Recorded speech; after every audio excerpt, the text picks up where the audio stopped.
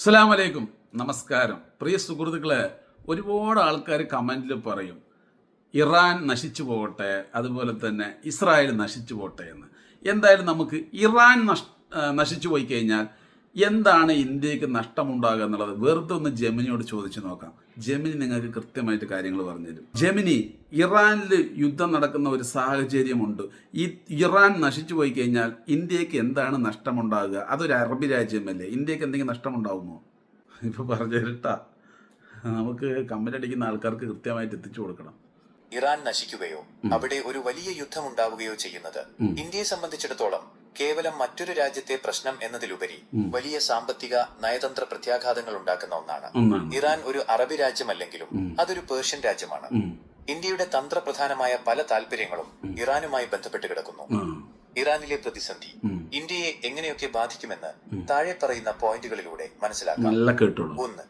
ഇന്ധനവിലയും പണപ്പെരുപ്പവും. ഇന്ത്യയുടെ എണ്ണ ഇറക്കുമതിയുടെ വലിയൊരു ഭാഗം പേർഷ്യൻ ഗൾഫ് മേഖലയിൽ നിന്നാണ്.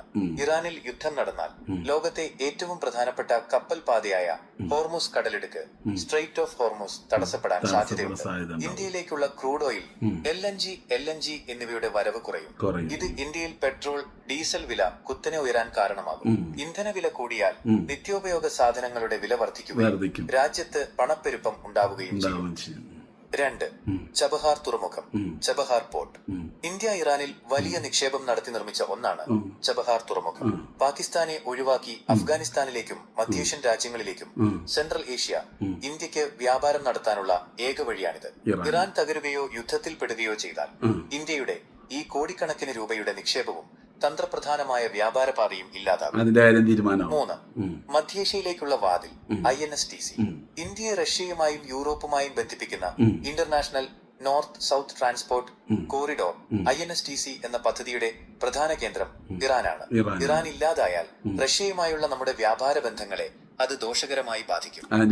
4. വ്യാപാരവും കയറ്റുമതിയും. ഇന്ത്യയിൽ നിന്ന് വലിയ തോതിൽ ബസുമതി അരി, ചായ, മരുന്നുകൾ എന്നിവ ഇറാനിലേക്ക് കയറ്റുമതി ചെയ്യുന്നുണ്ട്. യുദ്ധമുണ്ടായാൽ ഈ വിപണി ഇന്ത്യക്ക് നഷ്ടപ്പെടും. ഇത് ഇന്ത്യയിലെ കർഷകരെയും വ്യാപാരികളെയും നേരിട്ട് ബാധിക്കും. 5. പ്രവാസികളുടെ സുരക്ഷ. ഇറാനിലും അയൽ രാജ്യങ്ങളിലുമായി ലക്ഷക്കണക്കിന് ഇന്ത്യക്കാർ ജോലി ചെയ്യുന്നുണ്ട്. യുദ്ധം പടർന്നാൽ ഇവരുടെ സുരക്ഷയും.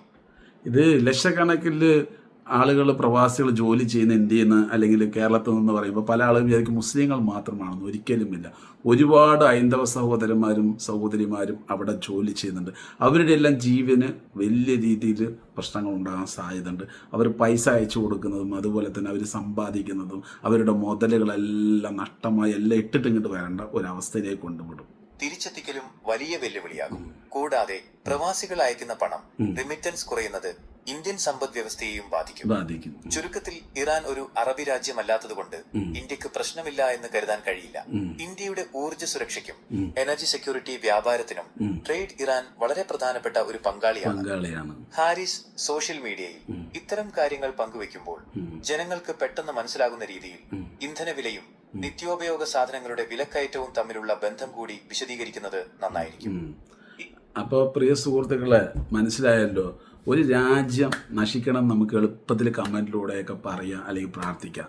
പക്ഷെ അത് നശിച്ചു കഴിഞ്ഞാൽ ഉണ്ടാകുന്ന ദോഷങ്ങൾ എന്താണെന്നുള്ളത് നമ്മുടെ ജെമിനി പറയുന്നുണ്ട്. അത് മാത്രമല്ല, പിന്നെ ഇസ്രായേൽ നശിക്കണം എന്ന് ചില ആളുകൾ കമൻറ്റിലൂടെ പറയുന്നത്. പ്രിയ സുഹൃത്തുക്കളെ, ഇസ്രായേൽ നശിച്ചു കഴിഞ്ഞ് പറഞ്ഞാൽ കോടിക്കണക്കിന് ആൾക്കാരുടെ വരുമാനങ്ങളൊക്കെ എന്താ പറയുക നഷ്ടമാകാൻ സാധ്യതയുണ്ട്. ഈ നംനം അടിക്കുന്നില്ല, ഫേസ്ബുക്കിലൂടെ കിട്ടുന്ന കാശുകൾ, അതുപോലെ തന്നെ യൂട്യൂബിൽ കിട്ടുന്ന കാശുകളെല്ലാം സ്റ്റോപ്പാവും. അവർ വളരെ ഇമ്പോർട്ടൻ്റ് ആണ്. ലോകത്തുള്ള പല രാജ്യത്തിലുള്ള ആളുകൾക്ക് വരുമാനം ഉണ്ടാക്കി തരുന്ന ആൾക്കാരാണ്. പിന്നെ യുദ്ധങ്ങൾ വരാതിരിക്കാൻ നമ്മൾ പ്രാർത്ഥിക്കുക. അവരുടെ ഭരണാധികാരികൾ യുദ്ധക്കൊതി കൊണ്ടിട്ട് യുദ്ധങ്ങൾ നടക്കാൻ പല രീതിയിലുള്ള ആളുകളെ പ്രകോപിപ്പിക്കുന്ന രീതി. ഇപ്പോൾ പലപ്പോഴും അമേരിക്ക നമ്മുടെ ശ്രീ നരേന്ദ്രമോദിനെയൊക്കെ പ്രകോപിപ്പിക്കുന്നതൊക്കെ നമ്മൾ വാർത്തകൾ വരുന്നത് കേൾക്കുന്നില്ല. അതുപോലെ ചെയ്യുന്നുണ്ട്. അതുകൊണ്ടുള്ള ദോഷങ്ങളാണ് ഇങ്ങനത്തെ യുദ്ധങ്ങളൊക്കെ നടക്കുന്നത്. എന്തായാലും ആ രാജ്യങ്ങൾക്കൊക്കെ നല്ല ഭരണാധികാരികളെ കിട്ടിക്കഴിഞ്ഞാൽ ഇങ്ങനത്തെ പ്രശ്നങ്ങളൊന്നും ഉണ്ടാവില്ല. നമ്മുടെ ഒബാമയെ കാലിച്ചു. ഒബാമ ഭരിക്കുന്ന കാലത്ത് 5 വർഷം എന്തെങ്കിലും അമേരിക്കയിൽ പ്രശ്നം ഉണ്ടായിട്ടുണ്ടോ? അമേരിക്കയും കൊണ്ട് ഏതെങ്കിലും രാജ്യത്തിനൊരു ബുദ്ധിമുട്ടുണ്ടായിട്ടുണ്ടോ? അതുപോലെ നല്ല ഭരണാധികാരികൾ വരണം. എന്തായാലും നമുക്കത് പ്രാർത്ഥിക്കാം. നല്ല ഭരണാധികാരികൾ ഈ രാജ്യങ്ങളൊക്കെ ഭരിക്കട്ടെ എന്നൊക്കെ. അപ്പോൾ എല്ലാവർക്കും നല്ലൊരു ദിവസം തരുന്നു. പ്രിയ സുഹൃത്തുക്കളെ, നിങ്ങളുടെ അഭിപ്രായം കമൻറ്റിൽ പറയുക.